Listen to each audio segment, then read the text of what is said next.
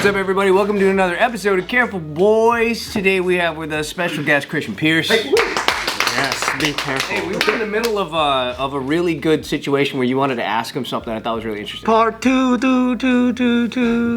So Christian's a part of the same era that when we were doing skits and stuff on YouTube, and it's been pretty much 10 years-ish since then, right? Around that time. Yeah. But a lot has changed. People's tastes in comedy and what is acceptable and all that stuff has changed. And I feel like it's gotten to this point where people don't even talk about the change openly that much, right? And what's okay and what's whatever. It's just this taboo topic. But I wanted to hear your thoughts on like all the things that's changed in comedy, and you're still working in the industry. And I feel like I'm out of touch because I'm not in Hollywood. I just do whatever I want on YouTube. But then even we like had to what do you call it, like scale it back or be careful in a lot of ways. But how do you feel about the climate today? And do you miss the past, or do you like where it's going, or like, yeah? I don't love where it's, I mean, it's hard, man, because I'm always going to be down with like progress and like things moving forward, like, you know, just it's inevitable. You can't fight time, you know what I mean? You better like figure out a way to like find your lane. But with YouTube and like comedic content in that space, I will say there was a big shift between like when we were doing our thing and now. And I think it was because when we were doing our thing, we were watching traditional media, movies, TV, and trying to be like, okay, the thing that we see here is like, come up with original ideas and make your version of it, put it up, you know, your fans come. Then after us, the thing became conform. It became like, do what everyone else is doing. Oh, right, yeah. It was less about do original thing and just do what everyone else is doing, because the value was less about the idea and it was more about getting famous. Yeah, the algorithm. Yeah, and like getting everyone was just copying each other. Right. Yeah. Right. Yeah, it wasn't about like making good shit or shit you are proud of. It was about getting views. Every time I would go talk to kids, like I've been talking to kids at whatever conventions and schools and stuff for years. What do you do when you grow up? Every single time without fail, they all say, "I want to be famous." Whoa. It's like the biggest thing you hear. It sounds like a joke almost, but I've been everywhere, and like that's the first thing they say. And it's like, all right, we have to take that seriously then. Like, what does that mean? It's like, that's what is of value to them. Not making something, not even being a YouTuber, just being famous. I don't give a fuck how they doesn't matter, yeah. Not even a skill-based thing. Because when we were on YouTube coming up, we wanted to be good at that thing. Yeah. Like music, sketch, comedy, whatever skill that we wanted to do. I mean, fame was just because they loved what you did, not because you have a lot of followers. Right. That's yeah. It's weird, bro, and like it's ultimately lazy. You know what I mean? And like I think the internet and just like phones have done this to us. Like we want the quickest route to something. Yeah. You want food now, you have to order it. Like you want to hit a laugh now, you go to it, it's instant, right? So it's like we want to be famous now. We want, because that comes with money or comes with this and that. People so to think. And with comedy, it's tough because I think cancel culture is a lot of the same laziness. Whereas like people get canceled not because everyone has like voted that like, yeah, this is a bad thing, this person shouldn't talk anymore. It's because it's way easier to push a hard problem to the side and keep moving than to like dive in and dissect it. So you have a few things happening here. Like comedy is like dwindling on the internet, which is like the main source of everything, because people are just trying to do what everyone else is doing. So it becomes less original and just becomes a smaller pot. And then if someone makes a joke that's a little bit more out there and more original that might ruffle some feathers, it's like, get him the fuck out of here. Sit down. This is way easier. Sit down, original idea. So it's like, I don't know what's gonna happen. Yeah. You know what I mean? Oh man. Yeah, I thought it was really interesting how it's almost flipped to where like it's almost like instead of being original and pushing against the grain, what's conforming now is what used to be revolutionary. So like let's say I don't know, like gay was taboo back in the day, but gay's now mainstream, right? So then it's almost like people are still fighting this fight that doesn't exist anymore, but you're actually the mainstream. Yeah. Oh, I see. Yeah, it's like there's no reason to fight. You don't need to fight against this. Right. There's no like whatever. But then there's a lot of groups like I think that's happening. So in comedy, things feel like, oh, you can't talk about that no more. And I'm like, wait, why? They're not a persecuted group, and then if you treat it like that, that's even worse. Yeah. Right. Yeah. I think it'll come back. I think racism coming back for sure. That's what I'm missing. They gotta come back. Come back, baby. It's like Make it great. History is repeating itself, right? It's like it comes and goes in patterns. The conforming people are now like the mainstream, but then that's gonna get super oversaturated as it already is, and then it's just gonna repeat. People's gonna bust out. I'm tired of fucking being so PC. People are waiting, man. People are waiting. It is crazy how the internet and the whole algorithm and even the implications of the algorithm has changed the landscape of comedy. Because to me, I'm like, the purest form of comedy to me is stand-up, right? It's just you, your mic, and your audience, your immediate audience, your immediate feedback. But even then, the biggest comedians now aren't really the best comedians. It's the ones with podcasts. If you have a podcast and you can blow, and that is subject to the game of the internet. Yeah. So if you're good at the game of the internet, then your podcast is huge, and if you're huge, your tour is big, booked, right? Crazy. The only like great that constantly gets booked is Dave Chappelle.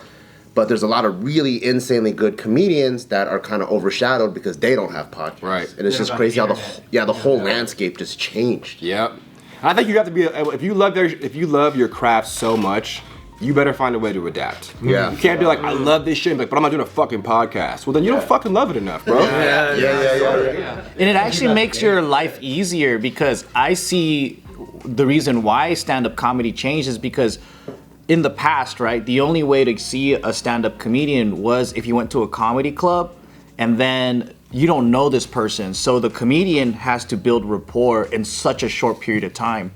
Whereas like, if you fall upon a podcast, there's so much time to just get to know and build that rapport. So then when you get to the stage, they could be even funnier because you have that, oh, I remember that story he told on that podcast. And then he can advance on it. So like, I almost feel like that's what's happening in media too, right? So if you watch like traditional news, they have a format, they have a method, they have a way, they have to quickly get through an interview. And then a lot of the times it comes off inauthentic, it comes off like fucked up because they're looking for like sound bites. So they're trying to trigger an emotion. And then people hate that style of interview now. So then they see traditional media as like, you're full of shit. But it's just because they're locked into this old format. And I'm thinking maybe comedy's evolved in that sense too, where like now you can build like months of rapport with your favorite comedian. And then when you see them at a show, it's a completely different experience than if you were to just walk into like seeing a stand-up comedian like break through like real quick and make you laugh. And then you got those jokes. Because it's just funny and you don't know this person. But that's why I think what's crazy is I think stand-up comedians are actually turning into influencers. Because that community building, that rapport, that's not stand-up comedy. That's I think it's changing a definition. It's like a true stand-up comedian makes you laugh about things you disagree with. That's why comedy's such a powerful tool. Rock is great. Like things that you're like, oh, I took a hard stance on this.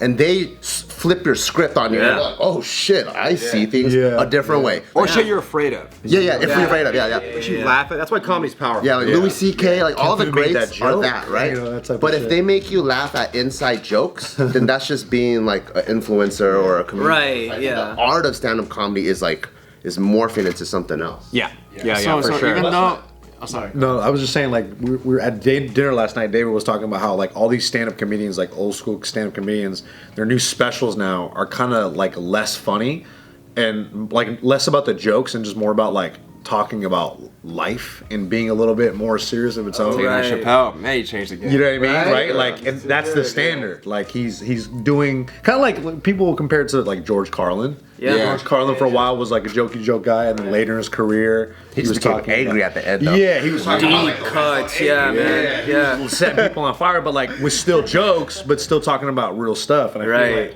like you said, the influencing part, because I think a lot of people look for comedians for truth and inspiration and actually having no filter because they're like, oh, they're not backed by big corporations. They're not sponsored by Pfizer or whatever your stance is. So they Sponsored by Me Undies. Exactly. I'll buy Athletic Greens, and better help. But that's how it goes. Like they see them as those individuals, so it's easier for them to be like, yeah, that's what. Like they can change how people think about stuff way easier than like a news channel nowadays. It's funny because I don't know. Were any of you guys like class clowns coming up, like in school? I definitely was, like every single year, and it's like when you are a class clown and you start hanging with other class clowns, like it is a very specific type of people. Now I can reflect on and look back and like, oh, we were the kind of guys who weren't afraid to break the rules. Not like in a cool fucking way. No, yeah. We were just like, we just didn't see authority the same way as everybody else. We kind of always looked outside the lines. Yeah. And right, those are the people you might want to go to like, here's some shit to shake up your own perspective. True, yeah. But if you keep shooting those people down,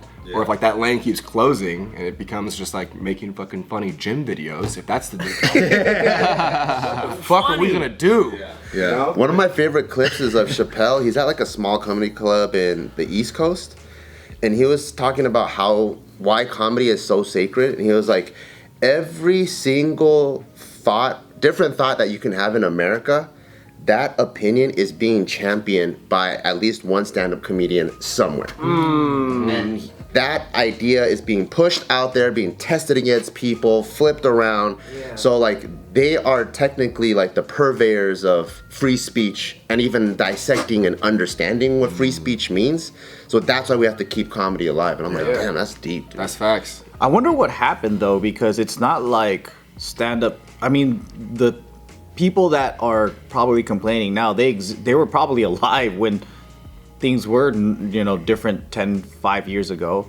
So like what changed? Because people would say Gen Z is soft, but most of the people that are complaining, I would see different ages. I think the topics changed, but I think the essence of comedy never really went anywhere. Because like, although it has like podcasts and specials, TikTok, whatever, there's so many different forms of comedy, but what didn't change? Like what have you guys noticed that did not change in comedy?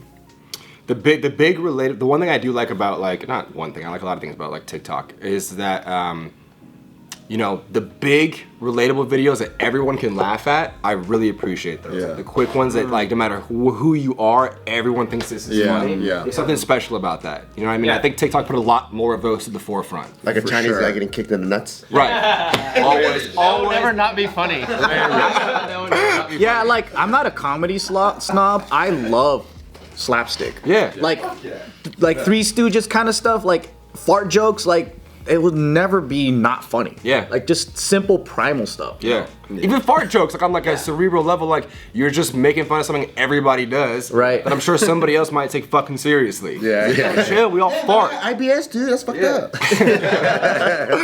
As a writer, how often do you run into the situation where like, because I know you write so much stuff for yourself, but since you also work in the industry and sometimes you might have to work with producers, how often does it come to a point where somebody disapproves of something you've written and they're like, change that, Like that's for like too risky. PC reasons? Yeah, for any reason, yeah. It happens. That's- it happens a lot. yeah. Yeah, I'm pretty good at filtering those things out though. Because I'm also like, if I think, I'll fight for a joke too. I'm like, no, this is gonna be okay, and I'll tell you why. You know, like, I'll definitely champion for like it to go a little bit across the line. But there definitely are, if you're putting a show like on a network, like there's a team of people, and then there's another team of people who are ready to like read those scripts and be like, nah, they just are looking out for something that could like trigger somebody. And then even then, you still have the editing phase where they can still cut some shit out. Yeah, so there's a lot of people in the way of like, risque jokes happening, but it happens all the fucking time. Have you been in the situation yet where you're like writing a film and then MPAA comes in and says you're gonna get an R rating if you leave this in or something like that? We'll see with this one right now. Like, we'll see what happens. Like, it'll definitely be an R rating. This Okay. movie, yeah. But like, I don't know what else they're gonna slap us with. I'll send you one of the scripts that we wrote. And I really like this one. It's 30 Seconds. Okay. It's our MMA movie. And at the time, this is pre-COVID, we sent to a bunch of studios. And there's one person, like, the person that read it, he was just like, this is absurd. Like, and I was just like, honestly, this is like one of the funniest things I've ever read or we ever worked on. Because even thinking about just every scene is just so ridiculous.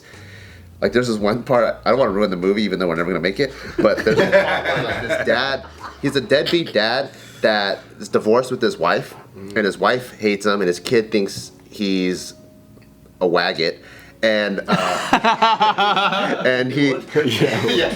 but he's trying to rekindle. He's this fighter that's trying to rekindle his relationship with his son. In the most heart-to-heart moment of the film, like mid-act 2, while he's trying to have a heart-to-heart moment with his kid, his ex-wife's getting railed in the back. So it's like, oh yeah, That's good. oh yeah. And then he's trying to like explain to his kid like why he hasn't been around. I just remember getting notes back like, this is absurd or whatever. And I was like, man, you guys have What? That literally happened in Forrest Gump. That's true. Yeah. See? Yeah. And there's no way anything in that movie is more ridiculous than Cocaine Fucking Bear. Yeah. Oh yeah. That's true.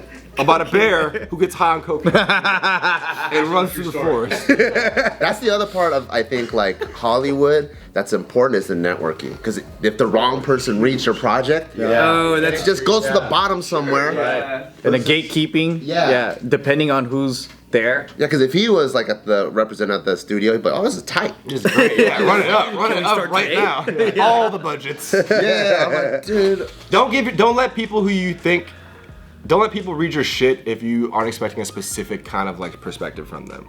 Like if sometimes I get feedback from people, I'm like, yeah, but like you're a cynic, so like, that's good. I'm gonna take that into this consideration. Or if someone's like, this is incredible, I'm like, yeah, but like you're too easy on stuff. So like I'll kind of meet. You think everything is incredible. Yeah, but I both never let ways, one person's opinion like tear me down or lift me up too high.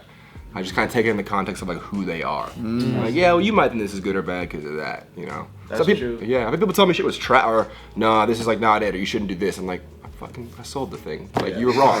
You don't know shit. Yeah, that's wrong. true. Yeah. What do you think makes a good writing partner? Ooh, collaboration is a very special gift or tool of practice, I think. I think there should be classes in college talking about just collaboration because like the art of like making something with someone else or with another group of people, like it's not always easy. Like you have to be akin to like their inclinations like creatively, also just as a human, like also like as like a friend kind of, like what sets them off, what gets them tired, like what things they laugh at, like how do we get the energy back. So I think a good writing partner, collaborator is like someone who's like flexible, who's like down to just kind of like bend as, you know, there's two people in the room, like you guys are different. I think someone who doesn't take criticism so hard that they let it kill their fucking mojo. That's the hardest thing. I can't work with people who I'm like, they're like, this is a good idea. I'm like, I'm not really feeling that. The next one, they're like, oh, fuck. Fuck. And then the rest of the day, we can't fucking work on anything because you're sad about that one bad joke. Yes, the whole room got brought down. Yeah, I will pitch 100 bad jokes. Someone's like, I don't like that. Okay, next one. Like, next one. Yeah. Did you ever write a sketch about writing partners? Because that's pretty funny. That is funny. Is it relatable? Because I feel like anyone that's worked creatively in a group knows exactly all group those projects tropes. for high school. Same shit. Yeah. You know when I feel like that? When I'm trying to figure out what to eat with my girl. Oh, it's the same. Anything. And then the first thing, no. Sushi. Oh, Fuck. We're gonna start. Kumar like, what? I'm worthless. Yeah. like, why would you want that? I don't know. That's actually pretty funny. That kills collaboration so quick. People who can't take criticism. Like, also, like, if I think an idea is good, I'm gonna pitch it to you every day until you think it's funny. Yeah. I pitched. It was a sketch. Oh, you guys know Steve Greene? Yeah. He's been on this thing. Oh yeah. We did a viral video together on our channel called like when NFL refs if they play fantasy football, and like that was an idea. Like I had pitched Jimmy one year, like, yeah, what if we do this thing? And he's like, nah, I'm not seeing it. I'm like, okay. And then a year later, he starts playing fantasy football. I'm like, hey, what if we do this thing? He's like, yes, let's fucking do it. Yeah. All right, whatever. Like he wasn't feeling it at the time. Yeah. It wasn't the right time to make that shit. He wasn't ready for it, you know what I mean? I actually really like writing with Steve Greene. We've written 4 movies with him. He's great. Because we'll do, like, our process is we'll book, like, a little retreat. And then we'll get an Airbnb, like, for 4 or 5 days. That's the way to do it. And so it's beginning and end. And then we have a one world rule, meaning, like, everyone is only looking at that one screen. So no one is off on their phone or no one is off on their computer because then now we're disjointed. So we can have pen and paper, but we're contributing to the one project on the screen, unless we have breaks. Like, oh, damn, fuck, what was that one thing? We need to like, do a little bit of research. Like, when were motorcycles invented? You know, and then we'll like all break off. But then after we're done, we go back to... Yeah. And I really like that rule that he set in place. So this is cool. Yeah, sometimes we take days where like, me and Jimmy, like, we had this one hardcore writer's block. We were at the show for Quibi a couple years ago, and we were stuck on this one episode for like literally like 6 days, which is crazy for us. We never get stuck for more than like a day, right? Or even half a day. And then like on the 7th day, we were just like, should we just do a bunch of mushrooms? Like, fuck this script. And we're like, yeah, fuck this script. We did a bunch of mushrooms. And like 2 hours in, we're like, we have the best ideas, and we just like wrote all this shit down. Fuck yeah. Like went home, went to sleep, woke up like, oh, those ideas probably suck. Woke up, no, dude, it was the best script ever. Wow. But it really was just like taking the edge off of like the pressure of like what are we gonna do about this. Yeah, getting in that. Because for how long you guys were in that rut for? Exactly. We just all we could see was the rut, and so just break away. So I guess that's flexibility, right? Someone who's just like not say fuck this, and just like That's a great idea. yeah. MMA movie I was talking about, we wrote with Steve. Oh yeah, bro. I love Steve's work. Like he's a good, really smart funny. guy. Yeah, He's so really funny. Yeah. We hate him here. You got anything bad to say about him? Glad you said something about it. Fuck the Colts. Yeah.